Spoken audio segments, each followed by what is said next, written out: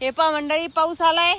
बरं झालं, भाजी बऱ्यापैकी जवळपास 3 पोते डायरेक्ट उगते दिले आणि एक पोत हात विक्रीने विकून कॉलर मधून लवकरच घरी आले. घरी आता आताच आम्हाला पाऊस लागला. आता बरीच मंडळी म्हणतो तुमच्या इकडे पाऊस नाही का, तर आधी मध्ये झालेला होता का रक्षाबंधनच्या वेळेस पण एक पाऊस झाला होता, पण त्यावेळेस मी तिला एवढा फरक पडला नाही. पण काल संध्याकाळी जरा झापझिप झाली, पाऊस चालू झाला होता. पण आज आहे का इतका पाऊस झाला डायरेक्ट चिखल.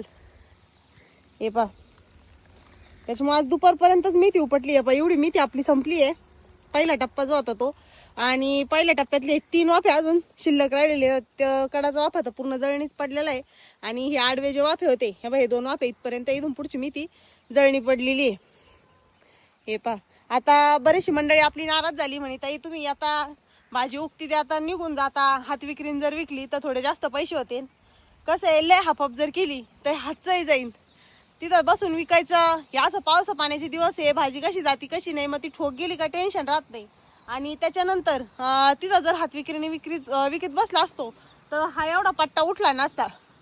हे जर टप्प्यावर टाकला असतं मग काय अडचण नव्हती. आता पुढची भाजी जी आहे ती सगळी टप्प्यावर टाकलेली, त्याच्यामुळं काही टेन्शन नाही. ती बरोबर आपल्या हाताने विकायला आम्ही रिकामे राहू. कारण कसं ती टप्प्यावर टाकलेली, 2-2, 3-3 वाफे टाकलेली. तसं हे कसं 13 वाफे एकदम टाकलेले होते, त्याच्यामुळे आम्हाला लोड आला होता. हे पहा, कोणती गोष्ट करायची म्हणजे सोपी नाही.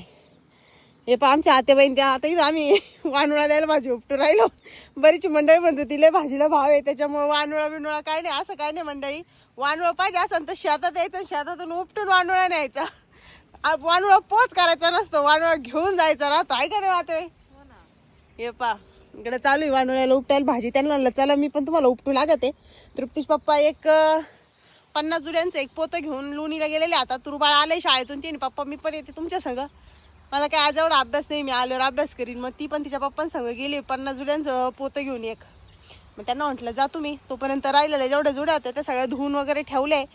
बरेच मंडळी म्हणतात की आज आमच्या इकडचं उद्या बाजार आहे, संगमनेरला या. पण आता म्हणलं सांगा मंडळी, असा पाऊस चालू असल्यावर भाजी उपटायची कशी, ती आणायची कशी? हे पण आता बघू उद्या काय होतंय काय नाही. कारण उद्याच्याला फक्त आता 50 जुडी उपटून झालेली आहे सकाळच्याला. तर बघू आता कशी कुठं विकायची काय करायची अजून काही नियोजन ठरलेलं नाहीये. त्याच्यामुळे कारण उद्या सकाळी येऊन पहिलं आता हे वातावरण जर असं रात्री चाललं तर उद्या सकाळी पण ती भाजी उपटता यायची नाही.